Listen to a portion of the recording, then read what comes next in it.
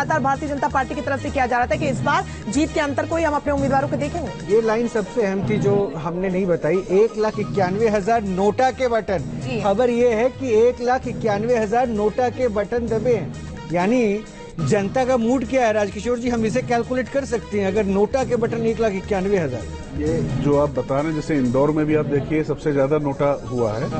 आप यही चीज समझिए जो बात करने की कोशिश कर रहे थे कि दरअसल वो एक टीना फैक्टर जिसकी बात कही जा रही थी, और यही बात कह रहा था कि उदासीनता जो है भारतीय जनता पार्टी के कार्यकर्ताओं की जो होती है, जो उनकी नाराजगी होती है, वो कई बार उनके खिलाफ न जाकर वो अपने घर पर बैठकर इस तरीके से प्रदर्शित होती है। और हर बार ये देखा गया भारतीय जनता पार्टी को ऐसी स्थिति में नुकसान होता रहा है। और मैं फिर कह रहा हूं कि निश्चित तौर पर मोदी के इर्द गिर्द चुनाव रहा, तो मोदी के इर्द गिर्द जो मोदी विरोधी वोट था वो तो पूरी तरीके से कंसोलिडेट हुआ, लेकिन जो भारतीय जनता पार्टी का संगठन का और जो उसका अपना कोर वोटर रहा है, निश्चित तौर पर वो कहीं न कहीं अपने पार्टी संगठन के क्रियाकलापों से और जिस तरीके से टिकटों का वितरण हुआ। मैं सवेरे एक बात कह रहा था कि दरी बिछाने वाला कार्यकर्ता अक्सर दरी खींचता है, तो उसने दरी खींची तो मैं नहीं कहूंगा, लेकिन हिला जरूर दी है, तो कम से कम एक कंपन पैदा हुआ। तो आप हमारी अनदेखी मत करो, आप बाहर से लेते हुए सबको चले आ रहे हो, लेकिन आप हमको पूरी तरीके से इस तरीके से बिल्कुल आइसोलेशन में डाल देंगे, हमको पूछेंगे नहीं, टेकन फॉर ग्रांटेड ले लेंगे। तो मुझे लगता है कि ये एक संदेश और संकेत है। और निश्चित तौर पर मैं फिर कह रहा हूं कि टिकटों के वितरण के बाद ही भारतीय जनता पार्टी का वो माहौल खराब हुआ था जो चंदन अक्षत के बाद, प्राण प्रतिष्ठा के बाद बना था। और जो बात अभी यहाँ कह रहे थे, गैरोला जी कह रहे थे और एनके सिंह जी कह रहे थे कि जितनी योजनाएं चली हैं उन योजनाओं के बाद भी अगर ये स्थिति आ रही है, तो मुझे लगता है कि ये भारतीय जनता पार्टी के लिए निश्चित तौर पर यह आत्ममंथन का विषय है। सरकार बन जाए अलग बात है, लेकिन जो मजबूत सरकार की बात नरेंद्र मोदी लगातार करते रहे कि विश्व मंचों पर भारत को इतनी ताकत मिली है, उसको निश्चित तौर पर झटका लगेगा। बिल्कुल जी, हाँ, कई राज्य ऐसे हैं आप राजकिशोर जी जो रिफ्लेक्शन देखने को मिल रहा है। मनोज जी, राजस्थान एक बड़ा राज्य उसमें है जहां पर हाल ही में दिसंबर में विधानसभा चुनाव संपन्न होगा और भारतीय जनता पार्टी बड़े मैंडेट के साथ वहां पर राज्य में सरकार बनाती है, और कुछ ही महीनों बाद लोकसभा चुनाव की कुछ और तस्वीर देखने को मिलती है, उम्मीद से परे। हाँ, देखिए, मेरा ये मानना है कि जहां बीजेपी की जो लोकल लीडरशिप स्ट्रांग है, तो और स्ट्रांग थी, लेकिन वो इंटरनल पॉलिटिक्स के चलते या किसी और कारण से वो जो लोकल लीडरशिप वो वीक हुई है, मेरे को लगता है कि वो भी एक बहुत बड़ा कारण है। ये जो लोकल फैक्टर्स हैं कि जिसके कारण बीजेपी की परफॉर्मेंस बहुत ज़्यादा अच्छी नहीं है। और राजस्थान में खासतौर से अगर आप देखेंगे तो वसुंधरा बिल्कुल कैंपेनिंग के लिए बाहर नहीं आई। और ये जो राजपूत फैक्टर था, वो कि राजपूतों में एक नाराजगी है, वो राजस्थान में एक बड़ा फैक्टर था। अगर वसुंधरा बाहर निकलती, विधानसभा चुनाव में सबसे मैक्सिमम रैलियां की थी उन्होंने। हाँ, काफी वो करी थी। और अभी तो और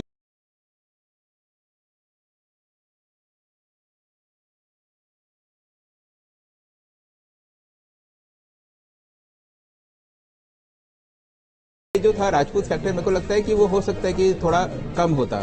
और वहीं अगर हम उत्तर प्रदेश की बात करें, उत्तर प्रदेश में जैसा कि राम मंदिर बनने के बाद इतना बड़ा जो माहौल वहाँ बना था, और लेकिन क्या हुआ कि जिस समय इलेक्शन शुरू हुआ कई सारे फैक्टर्स होंगे, वो तो खैर अभी हमें जब हम एनालिसिस करेंगे तभी मालूम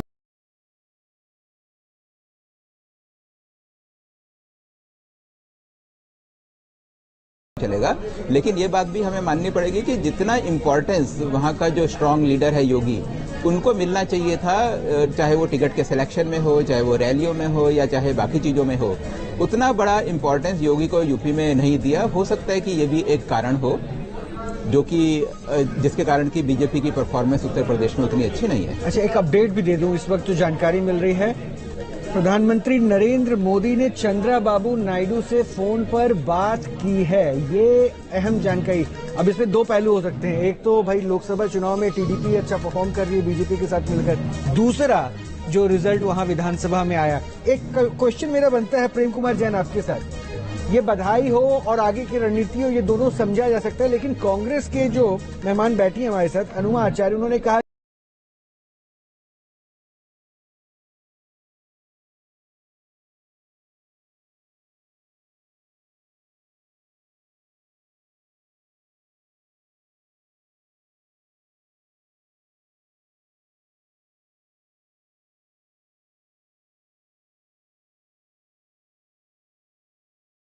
सीट के साथ आ रहे हैं। हम उन लोगों में से नहीं है जो पार्टी बदल के सिर्फ अपनी स्वार्थ की राजनीति करते हो। हम तेलुगु देशम पार्टी एक मजबूत पार्टी है, अपने काम अपने प्रदेश की जनता की भलाई के लिए काम करती है। हम दल बदल में विश्वास नहीं करते। आप इस बात को नोट कर लीजिए कि सिर्फ चंद्रबाबू नायडू साहब का अब एक ही कार्य है, किस तरीके से आंध्र प्रदेश को आगे बढ़ाना, आंध्र प्रदेश को नंबर 1 स्टेट बनाना, आंध्र प्रदेश की जनता के हर सुख दुख नहीं। अब आप आंध्र प्रदेश से थोड़ा बाहर भी निकल के सोचिए। अब आप एक अहम भूमिका में अब सरकार में हैं, एनडीए में हैं, एनडीए के घटक हैं और आप मेजोरिटी में हैं, तो आप आंध्र प्रदेश के अलावा भी आपको देशव्यापी भी सोचना पड़ेगा। इसलिए बोल रहा हूँ, आपकी जिम्मेदारी तो बढ़ गई ना। डेफिनेटली उसका जो हमारे पास अधिकार मिलेगा, जो हमको दिया जाएगा, दायित्व दिया जाएगा, अच्छा, अधिकार मिलेगा, दिया जाएगा, पार्टी के तरफ से उसको हम बिल्कुल पूरा करेंगे और हर तरीके से हम हर कसौटी पे तेलुगु देशम पार्टी खड़ा उतरेगी। हाँ। तो मतलब ये कांग्रेस वाले जो शक जता रहे हैं उसकी जरूरत नहीं है ना उन्हें, आप साथ हैं बीजेपी। देखिए खाली पुलाव पकाने से तो मैं किसी को रोक नहीं सकता और सबको मालूम है कि मुंगेरी लाल के हसीन सपने। नहीं, राजनीति में तो मुंगेरी लाल के हसीन सपने सब देखते हैं, ख्याली पुलाव बनाते भी है और खाते भी हैं। नीतीश सबके हैं कि पोस्टर लग चुके हैं, देखिए जरा सोशल मीडिया प्लेटफॉर्म पे बिहार में पोस्टर लगा दिया गया, नीतीश सबके हैं। अब इसके संदेश क्या होंगे? बहरहाल रंजन आप कुछ पूछ। बिल्कुल, वो कहते भी है ना कि राजनीति में कोई परमानेंट दोस्त नहीं होता और कोई परमानेंट दुश्मन भी नहीं होता है। राजकिशोर जी, जो सिलसिला है फोन कॉल्स का, बधाइयों का, ये अक्सर थोड़ी देर बाद हमने देखा है, लेकिन इस बार के जो रुझान आ रहे हैं उसमें पीएम ने बातचीत कर ली है फोन पर, इसको अब किस तरीके से समझें? देखिए, चिंता तो कहीं पूर्ण बहुमत भारतीय जनता पार्टी को नहीं मिल रहा है, ये सच्चाई है। कितना भी अच्छा प्रदर्शन हो, कितना भी चीजें पलट जाए, अभी कम से कम जो आंकड़े हमारे सामने आ रहे हैं, जो हमारे सामने टैली चल रही है, उसके हिसाब से नहीं हो रहा है। तो जाहिर तौर पर जो आपके सहयोगी है, प्री पोल अलायंस है, कंगना के बारे में खबर आ रही है, बीच में मैं रोक रहा हूँ, ये अभी शायद अपडेट हो जाए। कंगना रनौत मंडी से जीत गई हैं, ये अपडेट अभी आ रही है। एक बार कंफर्मेशन थोड़ा सा हमारे पास 30 सेकंड में हो जाएगा। बहरहाल ये अपडेट था, इसलिए मैंने बीच में दी। ठीक है, कंगना रनौत, देखिए माना जा रहा था कि वो एक ऐसी कैंडिडेट हैं कि जो हिमाचल प्रदेश में सबसे कमजोर प्रत्याशी साबित हो रही थी। हाँ, और अपने बयानों की वजह से विक्रमादित्य बहुत मजबूत थे, चूंकि राजा वीरभद्र के पुत्र थे, एक लीगेसी थी।